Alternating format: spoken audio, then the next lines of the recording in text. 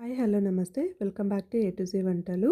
నవరాత్రులు స్టార్ట్ అయిపోయాయి. ఇందులో మొదటి రోజు శైలపుత్రిదేవి అమ్మవారికి కట్టె పొంగల్ని నైవేద్యంగా సమర్పిస్తారు. అది ఎలా చేసుకోవాలో ఈ వీడియోలో చూసేద్దాం. ముందుగా ఒక కుక్కర్ తీసుకొని అందులోకి హాఫ్ గ్లాస్ రైస్ అలాగే హాఫ్ గ్లాస్ పెసరపప్పు వేసుకొని వాటర్ వేసుకొని మంచిగా వాష్ చేసుకోండి.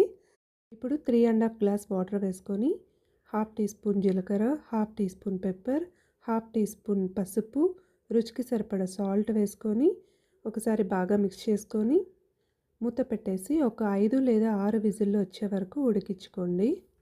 ఇప్పుడు నేను మూత ఓపెన్ చేసి చూస్తున్నాను. రైస్ అయితే మంచిగా ఉడికిపోయింది. ఇప్పుడు స్టవ్ వెలిగించి ఒక కడాయి పెట్టుకొని కొద్దిగా ఆయిల్ వేసుకోండి. ఆయిల్ హీట్ అయిన తర్వాత హాఫ్ టీ స్పూన్ జీలకర్ర, 2 కట్ చేసి పెట్టుకున్న పచ్చిమిర్చి, అలాగే 2 లేదా 3 ఎండుమిర్చి, ఒక చిన్న అల్లం ముక్క ఇలా తురిమేసి వేసేసుకోండి. ఇలా వేసుకున్న తర్వాత ఒకసారి బాగా మిక్స్ చేసుకొని పచ్చివాసన పోయే వరకు వేయించుకోండి. ఇప్పుడు కొద్దిగా కరివేపాకు, కొంచెం ఇంగువ, అలాగే జీడిపప్పు కూడా యాడ్ చేసుకొని ఒకసారి బాగా మిక్స్ చేసుకున్న తర్వాత half teaspoon pepper powder కూడా యాడ్ చేసుకోండి.